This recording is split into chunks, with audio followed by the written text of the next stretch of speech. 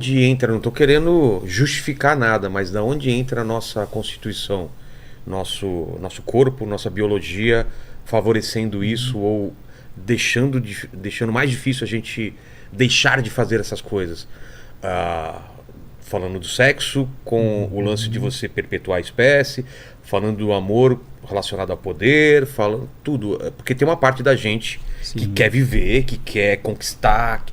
Isso faz parte do ser humano e a gente tem que controlar, ou é só uma desculpa que se usa? Você está falando ser humano porque, como você fala, parece aquela velha conversa de que o homem, né?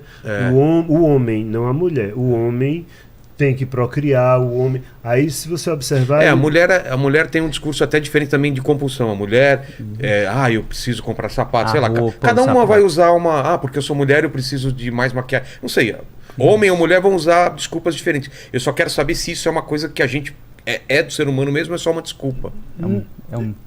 Eu diria uma desculpa. Assim, eu sempre brinco... Por qualquer coisa. Qualquer coisa. É muito importante, assim, destruir a ideia de instinto, enquanto essa desculpa ideológica. Né? Eu tenho um instinto de transar, né? Eu tenho um instinto de sobreviver, eu tenho um instinto de maternidade.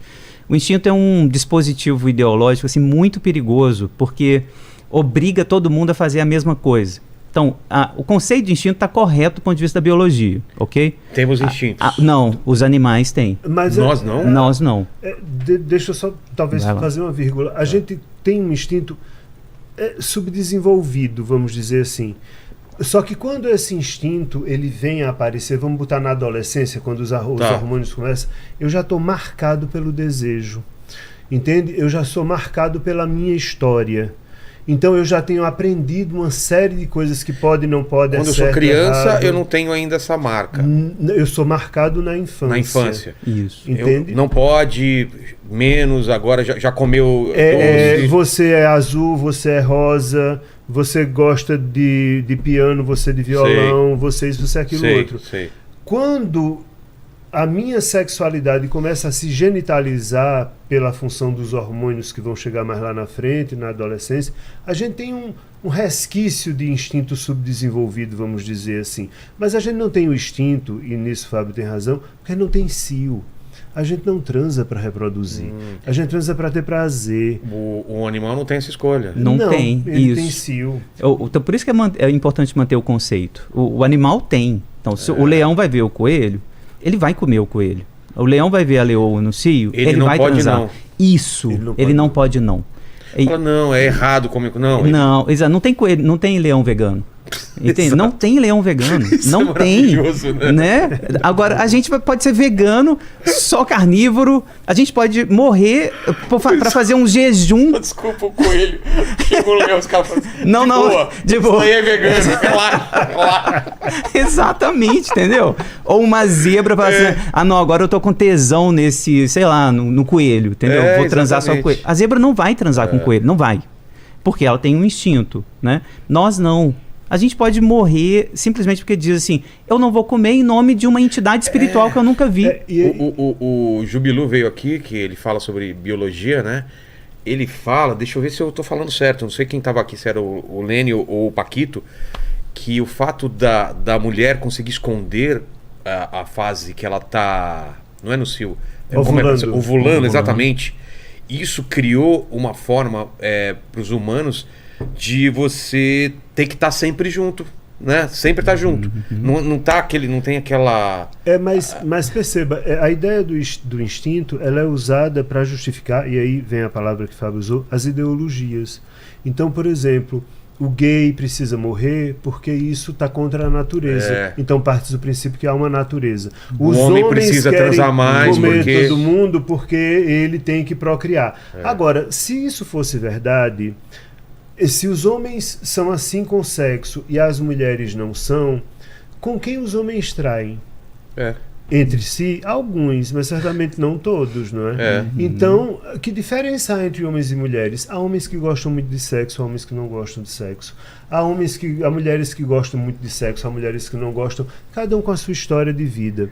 Agora, de fato, a ideia do instinto e que é assim, está acabado, justifica inclusive o surgimento dos tais, dos Red Pill, por exemplo. O movimento está assim, bem forte agora. Bizarro, né? Que é, se não me engano, né, Marcos e Fábio, são os caras que acham que o homem tem que ser homem e não se importar com a vontade da mulher. Tipo, não, minha necessidade é comer todas e não sei o quê. É mais ou menos isso, né? Você vai ver claramente nesse discurso, assim, o uso do instinto enquanto esse dispositivo ideológico. Eu sou homem, então eu tenho... tem que depender de mim e eu tenho 100 milhões de espermatozoides, então eu tenho que transar com 100 milhões de pessoas. A mulher tem um óvulo só. E por que tem crescido muito esse movimento agora? Eu acho que ele sempre teve aí. O machismo nunca foi pequeno, nunca, né? O machismo há milhares de anos, tipo, tá aí, assim. Eu acho que agora, com as mídias, com as redes sociais, né? Só apareceu? Isso aparece, isso é muito convocado, né? A gente teve recentemente um presidente da República que convoca esse tipo de discurso, né? Você ter uma filha é uma fraquejada, por exemplo, né? Então, assim, isso, né? é um machista explícito, assim, ele brinca, né? Como se o machismo fosse algo que se pudesse brincar e tal, né?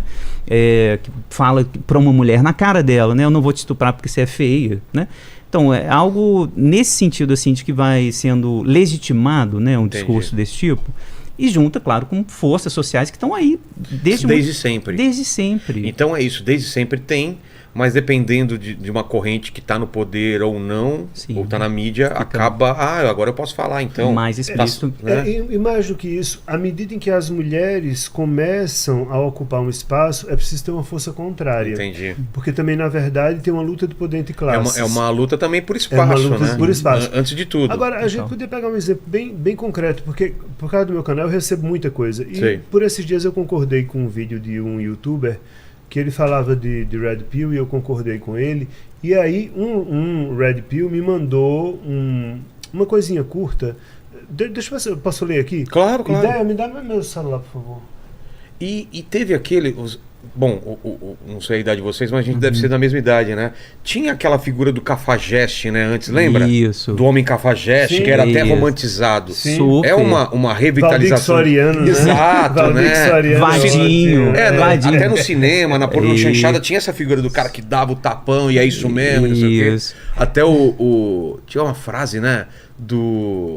Como que é? Mulher que não gosta de apanhar. Não, toda mulher gosta de apanhar. Só as normais. Nem todas as mulheres gostam de apanhar, só as normais. Só as normais. Do Nelson Rodrigues. Nelson Rodrigues, exatamente. Tinha esse movimento, acho que nos 70, talvez, né? Nos 60. Sim, era muito forte. Dessa versão cafajeste, né? Isso. Então, assim, essas figuras da masculinidade são construídas, não são? Porque a gente pode se envergonhar delas em algum momento na história, por exemplo. A gente tem agora, sei lá, redes sociais, perfis sociais que ensinam pais a serem pais cuidadosos, por exemplo. Certo. Né? Isso era impensável na década de 70. É verdade. Impensável, né? O Pianges veio aqui, a gente teve um papo legal pra caramba sobre isso. Olha o que o Red Pill me escreveu. Mas eu vou dar o contexto, ele te escreveu por quê? Porque fez um vídeo? Porque eu concordei, não fiz, mas eu comentei em um vídeo de um youtuber conhecido que tinha feito um vídeo sobre descendo a lenha nos Red Pill. E aí ele estava sendo super atacado pelos haters. E aí eu concordei. Olha, aí ele me escreveu diretamente para mim. Veja bem, olha o argumento. É muito difícil para o homem entender como a mulher não precisa mais cumprir nenhuma das antigas obrigações de ser mulher. Mas ele, o homem, continua sendo obrigado a fazer o papel de provedor, mas sem o direito de opinar nada sobre a mulher, sem a garantia daquela mulher honrar e respeitar aquele homem. O homem cansou de ser ridicularizado, de não ser acolhido ou diminuído em suas dores. E sim, o movimento feminista diz lutar para que isso mude, mas na sociedade vemos essa mudança acontecer a passos de tartaruga. Nós, homens, queremos ter o poder de escolha, assim como as mulheres têm um tremendo poder de ter 1000 exigências na hora de se relacionar com alguém e não ser menosprezada por isso. A sociedade tolera todo tipo de comportamento abusivo e politicamente incorreto da mulher contra o homem. Vale ser capacitista, homofóbica, zombar da condição social do homem, sexualizar o homem, objetificar o homem, e tá tudo bem se uma mulher faz isso. Enfim, o homem está começando a perceber que a vida e a sociedade exigem muito mais dele em áreas que são importantes para ele do que exige das mulheres, e esse preço a ser pago está ficando insustentável. De toda forma, este movimento é um grito dos homens que estão infelizes com as suas vidas. Estou quase com pena. Sei que é difícil ter empatia com um homem hétero, porque a sociedade vive pregando que são seres privilegiados, mas isso não é verdade. Não? As inúmeras estatísticas não dizem isso, que somos privilegiados. Se a vida fosse tão boa para o homem, por que tanta dor nos homens? Por que tantos homens se matam? Por que tantos se envolvem com o crime? Por que eles vivem menos em média do que as mulheres? Caramba. É delirante. É delirante isso. Delirante. Porque isso tudo que essa pessoa está dizendo, no fundo, é fruto de uma sociedade patriarcal. O homem se mata mais, o homem... Enfim, ele está atribuindo à mulher as dificuldades masculinas, quando as dificuldades masculinas são exigências de uma sociedade machocrata. Isso é óbvio. Agora, isso de fato beira um delírio, de verdade. Tanto que eu nem respondi. Caramba. Não é? Mas é esse tipo de coisa que eu recebo. Isso vem de uma certa frustração, você acha? Eu acho que... Porque cara, o que me saltou aí foi muito de... Cobram da gente... Pô, quem cobra? Uhum. Isso. É ele mesmo. Não, isso que o Marcos falou. Acho que o feminismo ter ganhado, né, estar ganhando ainda muito, muito pouco, né? Um parênteses brevíssimo, assim. A gente está num país que estupra uma mulher a cada 8 minutos. Só esse número é razoável, né, para a gente dizer que o machismo nunca cedeu 1 milímetro do poder para o feminismo. Nunca, né? Mas o feminismo está aparecendo. Beleza, estamos conquistando direitos básicos, né? As mulheres devem ganhar o mesmo que um homem cumprindo a mesma função, né? Coisas desse tipo, né? Então, elas conseguem falar mais, elas conseguem, né, estar no poder efetivamente. E aí você começa uma reação desse tipo, assim, uma reação delirante, né? A masculinidade é curiosamente frágil, ao mesmo tempo que ela está no poder o tempo inteiro, né? Muitos privilégios de poder. Mas quando eu fiz, por exemplo, uma das minhas pesquisas, né, um dos meus livros é sobre os ciúmes dos homens, né? É um ciúme muito violento de maneira geral. É um ciúme muito mortífero, né? Entrevistei vários, né, homens que estão presos, né, cumprindo pena, né, porque ou do feminicídio, ou espancamento, ou grave ameaça, às suas parceiras, porque eles não dão conta, por exemplo, de ser trocado por outro. Né? Mas por quê? Porque mulher não é sujeito. Isso. Mulher é objeto. Então, este celular é meu. E ele vai ficar onde eu quiser que ele fique.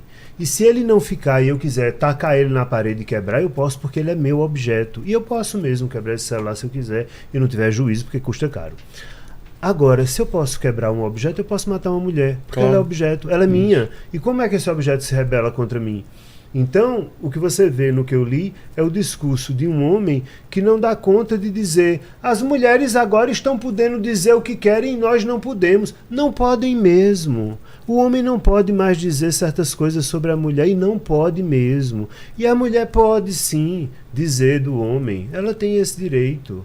E numa série de questões tem. Ela tem o direito de dizer: eu não quero você porque você é um vagabundo que não trabalha, eu não estou afim de lhe sustentar. Quando uma mulher podia dizer isso a um homem? O homem metia-lhe a mão na cara. Então, mas o que eu percebo aí é uma cobrança dele, porque ele fala em algum ponto aí: a gente tem que ser provedor. Ele está se cobrando de ser isso. Sim, isso. Mas a sociedade cobra. Cobra. Mas é uma sociedade que não é a mulher quem cobra. É o poder patriarcal. É o poder patriarcal. Isso. É o homem ainda, né? Assim, os nossos valores são viris para os homens. Então, de fato, ele tem razão, né? Nós nos matamos um pouco mais, não é muito mais não. Mas enfim, o índice de suicídio é maior entre os homens, ou o índice de assassinato entre os homens é maior, de fato, né? Mas por quê?